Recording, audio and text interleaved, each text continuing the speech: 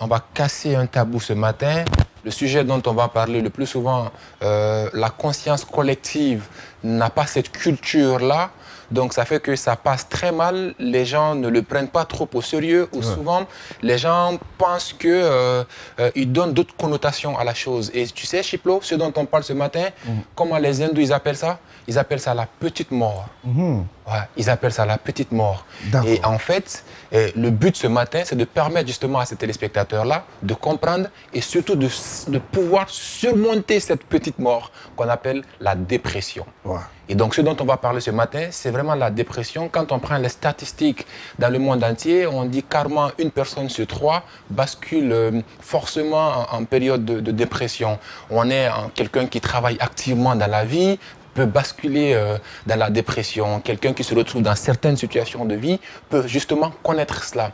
Mais quand on parle de dépression, pour faire très simple pour le téléspectateur, qu'est-ce que c'est?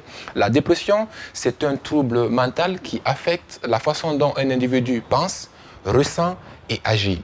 Et c'est caractérisé par une profonde tristesse, mais également une perte de sens où la vie ne nous dit absolument rien maintenant. On a un manque d'intérêt, on a un manque de plaisir, on a un manque de désir, on a ce qui aura pour conséquence un manque de libido et donc un manque total de motivation. Donc on est en basse énergie négative et à ce niveau-là, on est dans une forme de fatigue excessive, on ne comprend pas. Au niveau alimentaire, on a des troubles au niveau de notre appétit, on a des troubles de sommeil, on a une baisse estime de soi-même en termes d'amour propre, en termes d'image de soi, en termes de confiance en soi. On a souvent un sentiment de culpabilité qu'on ne cesse d'avoir, de ressentir par rapport à notre passé, par rapport à notre présent, on fera même des projections sur le futur par rapport à ça. Et souvent, on commence à penser à des idées de suicide, alors à se donner la mort, parce que la vie n'a plus de sens. Pour nous, il y a un repli total sur soi-même. On veut fuir tout le monde. On est dans son coin, dans son côté. On voit le monde à l'envers. On pense que tout est contre nous. Absolument rien ne marche. Alors, si les téléspectateurs reconnaissent un des éléments que j'ai ressortis là, eh bien, ce sont des symptômes tout simplement de la dépression. Et donc, dites-vous qu'il y a de fortes chances, la probabilité est énorme pour que vous puissiez être en train de basculer en dépression. Maintenant, d'où peut provenir cette dépression-là? Ça peut avoir des facteurs, ça peut avoir plusieurs facteurs en fait. Le premier, ça peut venir d'un problème alimentaire, au niveau de notre alimentation. Et au niveau de notre alimentation, ça se justifie par un dérèglement au niveau neurochimique. Et donc, on en parlera tout à l'heure parce qu'il y a des neurotransmetteurs. Quand il y a carence au niveau de ces neurotransmetteurs-là, obligatoirement au niveau neurochimique, on est affecté et cela nous fait basculer directement dans la dépression. Donc, ces facteurs-là peuvent venir donc, de notre alimentation, ça peut provenir de notre environnement. Ces facteurs peuvent provenir des vicissitudes de la vie, des trains quotidiens, des difficultés de la vie. Par exemple, une crise financière peut faire basculer quelqu'un en dépression. La perte de son emploi peut faire basculer quelqu'un en dépression. Quelqu'un qui a un stress continu, ça peut donc le pousser vers la dépression. Mais au-delà de ça également, la perte d'un être cher. Quelqu'un qui nous est très cher, quand on perd la personne, d'ailleurs, ça peut être une relation amoureuse, hein, une rupture à une relation amoureuse, exactement, qui peut nous faire basculer en dépression. Ça peut être la perte d'un être cher, quelqu'un qu'on aime, un parent, quelqu'un à qui on est vraiment très connecté, qui meurt du coup. Donc on a ce choc émotionnel-là, donc ça peut être des causes. Mais ce qui m'intéresse ce matin-là, ce n'est pas tant les causes de la dépression, mais ce qui m'intéresse plus, c'est les conséquences que ça va pouvoir avoir sur nous. D'ailleurs, il faut dire qu'on a deux formes de dépression. On a la dépression structurelle et on a la dépression conjoncturelle. Et ce qui nous intéresse ce matin, c'est plus de parler de la dépression conjoncturelle. Et donc, comme conséquence de la dépression, ça peut être à deux niveaux. Ça peut être au niveau neurobiologique, d'accord? Tout comme ça peut être au niveau neurochimique. Et au niveau neurochimique, je parlais de l'alimentation tout de suite. On nous fait savoir, les neurosciences nous apprennent qu'on a plus de 70 neurotransmetteurs. Et parmi ces plus de 70 neurotransmetteurs-là, on a à peu près 4 de ces neurotransmetteurs-là qui favorisent la performance. On en a 2 autres parmi ces 70-là qui nous mettent dans une prédisposition à un confort de vie et à une forme d'efficacité. Et donc, quand il y a carence au niveau de ces neurotransmetteurs-là, tout de suite là, ça affecte au niveau neurochimique et souvent les gens pensent que c'est forcément au niveau biologique ou au niveau... Donc ça peut se situer là et ça peut quitter de là pour pouvoir affecter les gens. Maintenant, la chose la plus importante derrière, quand on se retrouve dans des situations de dépression, comment faire pour sortir de là? Parce que d'un côté, on est en basse énergie négative parce que plus de motivation, perte de sens, perte de motivation, perte d'intérêt, perte de désir, perte de plaisir. Et à cela peut s'ajouter un accroissement au niveau de l'anxiété.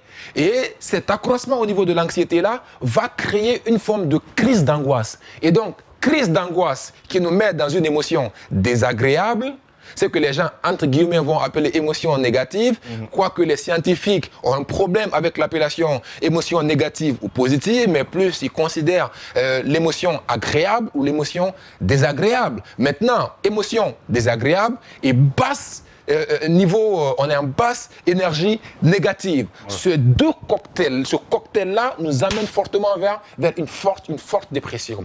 Et maintenant, comment s'y prendre pour sortir de cette dépression-là? Je vais amener la régie à partager cette image d'un modèle qu'on appelle le modèle d'Hudson, qui caractérise les différents cycles de vie d'un individu. Parce que quand tu prends l'individu donné, tu es soit en phase de lancement dans ta vie, tu es en phase de déclin, tu es en phase de marasme, ou tu es en phase de renouveau. C'est-à-dire, quand tu es en haute énergie positive, là, c'est la passion, c'est l'enthousiasme, c'est la joie, tu es dans l'état de grâce. En ce moment-là, tu peux penser vision, planification, objectif, avancer, aller de l'avant. Mais rapidement, si tu n'arrives pas à mettre dedans 10 à 20% de croissance continue au niveau haute énergie positive, c'est-à-dire à la phase de lancement, facilement tu bascules dans la phase qu'on appelle la phase de déclin. Et dans la phase de déclin, c'est la frustration, c'est la colère, c'est l'anxiété, c'est des peurs. Et l'anxiété là, elle deviendra plus grandissante. Et quand l'anxiété devient grandissante comme cela, ça va faire quoi? Ça crée des crises d'angoisse. Et ces crises d'angoisse-là nous ramènent vers le marasme. Et en phase de marasme, on est en basse énergie négative. C'est-à-dire qu'en phase de lancement, on est en haute énergie positive. En phase de déclin, on est en haute énergie mais négative. En marasme, on est en basse énergie négative et dans le renouveau, on est en basse énergie positive. Donc, voici comment ça se fait. Et donc, quand tu quittes dans la phase lancement pour la phase déclin, là, tu fais des mini-transitions de vie. L'être humain le fait dans tous les projets, dans tous les différents domaines. Phase de lancement, passion, enthousiasme, joie, état de grâce, motivation profonde. Et après, difficulté commence à venir, frustration, des peurs, de l'anxiété, de la colère. On bascule dans la phase de déclin. Et dans la phase de déclin, là, il faut chercher, il faut l'aider à résoudre les problèmes auxquels il est confronté. Et donc, phase de lancement, phase de déclin, tu as besoin de ce qu'on appelle d'un coaching de performance. Ce qu'on a besoin de travailler chez toi, c'est au niveau environnement, au niveau comportement et au niveau capacité et compétences. C'est là où tu as besoin de travailler pour avoir les éléments. Maintenant, ce qui est grave d'ailleurs, quand tu sors de cette mini-transition de vie, à force de faire lancement, déclin, tu bascules en phase de marasme. Et quand tu es en phase de marasme, là, c'est grave. Là, c'est la dépression. Tu es déprimé, tu es découragé, tu es dans le repli de soi, tu es dans le désespoir, dans la résignation, tu te fermes sur toi-même. Et en ce moment-là, ce qui est important pour toi en ce moment-là, c'est de basculer rapidement dans la phase de renouveau. Et ce que tu as besoin de travailler à ce niveau-là, tu as besoin de travailler plus tes croyances et tes valeurs, tu as besoin de travailler sur ton identité, tu as besoin de travailler sur ta mission de vie. Et si tu es quelqu'un de spirituel, tu dois associer également la spiritualité à ça. Et là, en ce moment-là, tu as besoin d'un coaching de l'être. On a besoin de retravailler qui tu es, de redonner un sens à ta vie, que tu retravailles sur ton identité, sur tes valeurs, sur tes croyances, que tu te mets dans une bonne prédisposition à basculer dans la phase de renouveau, en basse énergie positive. Et à ce niveau-là, tu peux redéfinir tes projets, c'est le renouveau. Et en ce moment, tu rebascules en phase de lancement, l'énergie revient et mini-transition, grande transition de vie. C'est vraiment une invite pour que les gens considèrent cette question de dépression. Beaucoup de personnes personnes en sont mortes, même ces derniers temps ici, pour des causes de dépression. Et quand vous êtes confronté à des choses comme ça, souvent, les solutions dues aux médicaments, certains scientifiques disent que ça ne marche pas. J'ai lu beaucoup d'études scientifiques là-dessus qui disent que souvent, l'effet n'est pas trop comme ça, mais il faut aller voir un psychothérapeute, il faut voir un coach du genre comme moi qui fait de la science, qui met de la science, de la neuroscience ou de la psychologie positive dans son coaching. Il peut trouver les outils et franchement, j'ai un programme sur 3 mois d'accompagnement en question de dépression. Franchement, le taux, la probabilité de réussite de ce programme, c'est plus de 95%. D'accord, plus de 95%. Ben, c'est très passionnant de l'écouter. On affiche le numéro de Coach Caps, s'il vous plaît. Ouais, bientôt, ça sera Dr Caps. Quand j'aurai mon doctorat en neurosciences, pourquoi pas.